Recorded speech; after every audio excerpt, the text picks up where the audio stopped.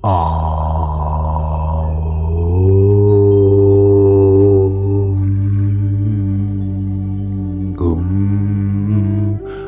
ഗുരുഭ്യോ നമഃ. ഏവർക്കും പ്രണാമം.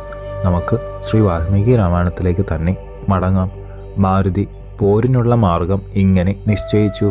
കൊടും ക്രൂരനായ രാവണന്റെ ശ്രേഷ്ഠമായ ഉദ്യാനമാണ് ഈ അശോകവനിക. സ്വർഗലോകത്തിലെ നന്ദനം പോലെ കണ്ണിനെയും കരളിനെയും ആകർഷിക്കത്തക്ക ലതകളും തരുക്കളും പൂത്തും തളിർത്തും നിൽക്കുന്നു. ഈ മനോഹര ആരാമത്തെ കാനനത്തെ കാട്ടുതീയെന്ന പോലെ നശിപ്പിക്കാം.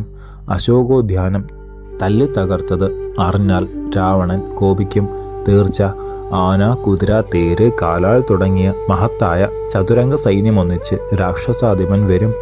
ശൂലം, മുൾഗരം, പട്ടിശം തുടങ്ങി അവർ ഉപയോഗിക്കുന്ന നിശിത ആയുധങ്ങളെയും അവരുടെ യുദ്ധവൈദഗ്ധ്യത്തെയും സ്വഭാവ ആകൃതികളെയും അങ്ങനെ മനസ്സിലാക്കാം.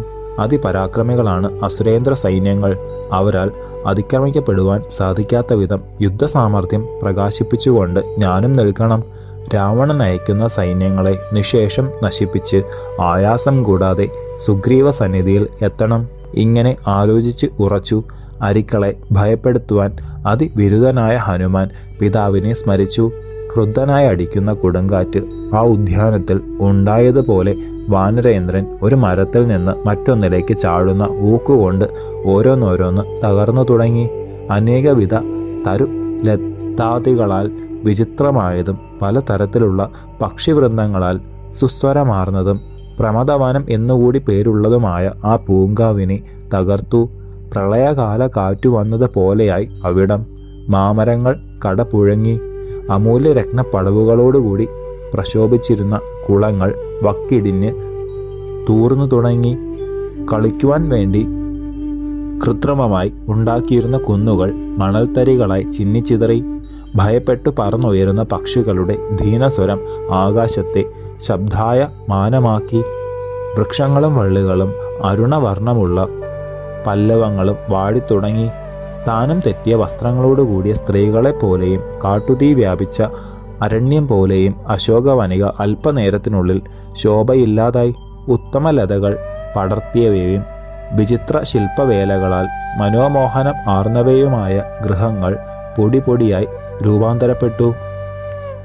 പുലി തുടങ്ങിയ മൃഗങ്ങളും പക്ഷിവൃന്ദങ്ങളും ഭയതരളിതമായി കരഞ്ഞു.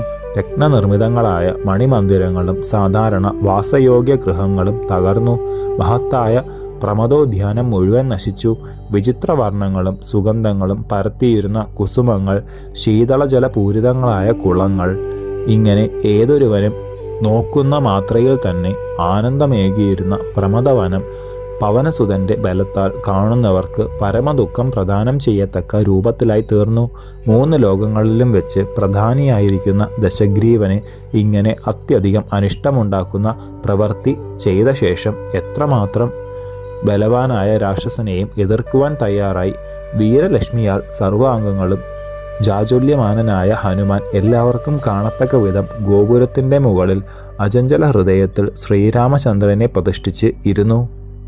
വൃക്ഷങ്ങൾ ഒടിഞ്ഞു വീഴുന്ന ശബ്ദവും ഭയതരളിതരായ പക്ഷികളുടെ നാദവും അവിചാരിതമായി കേട്ടപ്പോൾ ലങ്കാനിവാസികളാകെ പരിഭ്രമിച്ചു. 4 പുറത്തേക്കും ഓട്ടം തുടങ്ങി. അവരുടെ ഹൃദയങ്ങളിൽ ഭയം നിഴലിച്ചു. പ്രാണരക്ഷാർത്ഥം ഓടുന്ന മൃഗങ്ങൾ ഓരോ സുരക്ഷിത സ്ഥാനങ്ങളിൽ ചെന്നിരുന്നു. ലങ്കാനിവാസികൾക്ക് അനിവാര്യമായൊരാപത്ത് സംജാതമായി എന്നുള്ള ഭയങ്കര ലക്ഷണങ്ങൾ സർവത്ര കണ്ടു തുടങ്ങി. സീതയെ കാത്തു സംരക്ഷിച്ചുകൊണ്ടിരുന്ന വിരൂപവദനകളായ രാക്ഷസികൾ ഉറക്കത്തിൽ നിന്ന് പെട്ടെന്ന് ഉണർന്നു. 4 പാടും ദൃഷ്ടികൾ പായിച്ചു. മനോഹര ആരാമം താറുമാറായി കിടക്കുന്നു. ഭീമശരീരനായൊരു വാനരൻ ഇരിക്കുന്നു. പരിക തുല്യമായ ബാഹുക്കളോടും മഹാധൈര്യത്തോടും അതിപരാക്രമത്തോടും കൂടിയ വാനരൻ രാക്ഷസികളെ പേടിപ്പിക്കത്തക്ക മഹാരൂപം സ്വീകരിച്ചു.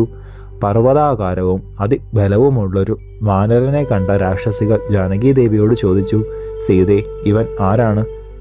ആരുടെ ആൾക്കാരാണ് ഇവൻ? എവിടെ നിന്ന് വന്നു? എന്തിനാണ് ഇങ്ങോട്ട് വന്നത്? ഇവൻ നിന്നോടുകൂടി വർത്തമാനം പറയാൻ കാരണമെന്ത്? ഹേ വിശാലാക്ഷി, സുന്ദരി, അസിത പാങ്കി, നീ ഒട്ടും പേടിക്കേണ്ട. നിന്നോട് ഇവൻ എന്തു കാര്യമാണ് പറഞ്ഞത്? ഞങ്ങളോട് പറയൂ. സർവാംഗ സുന്ദരിയും പതിവ്രത ശിരോമണിയുമായ സീതാദേവി അരുളി ചെയ്തു. രാക്ഷസന്മാരുടെ തത്വം എനിക്കറിയാമോ? യഥേഷ്ടം രൂപം ധരിക്കുവാൻ കഴിവുള്ളവരാണല്ലോ നിങ്ങൾ. ഇവൻ ആരാണ്, എന്തു ചെയ്യാനാണ് ഉദ്ദേശം എന്നിവയെല്ലാം നിങ്ങൾക്കു മാത്രമേ അറിയുകയുള്ളൂ. ഉരകങ്ങളുടെ കാലടികളെ അവയ്ക്കല്ലാതെ ആർക്കറിയും? രാക്ഷസികളെ, എനിക്ക് എന്തൊന്നില്ലാത്ത ഭയം തോന്നുന്നു. ഇവൻ ആരാണെന്ന് എനിക്കറിയില്ല. കാമരൂപിയായ ഒരു രാക്ഷസ ശ്രേഷ്ഠനായിരിക്കും ഇവനെന്ന് ഞാൻ വിശ്വസിക്കുന്നു. സീതാവാക്യം കേട്ട രാക്ഷസികൾ ചിലർ അതിവേഗത്തിൽ ഓടി വിവരം രാവണനെ അറിയിക്കാനാണ് പോയത്. ചിലർ ചകിതരായി അവിടെ തന്നെ ഇരുന്നു. ആ വികൃതവദനകൾ രാക്ഷസ ചക്രവർത്തിയുടെ അടുത്തു ചെന്ന് വിരൂപനും ഭയങ്കരനുമായ ഒരു വാനരൻ അശോകവനികയിൽ വന്നിരിക്കുന്നു എന്ന് അറിയിക്കുവാൻ ഒരുങ്ങി. ശേഷം ചരിതം നമുക്ക് അടുത്ത ഭാഗത്തിലൂടെ കാണാം. ഗുരുപാദങ്ങളിൽ സാഷ്ടാംഗ പ്രണാമത്തോടെ നമസ്കാരം.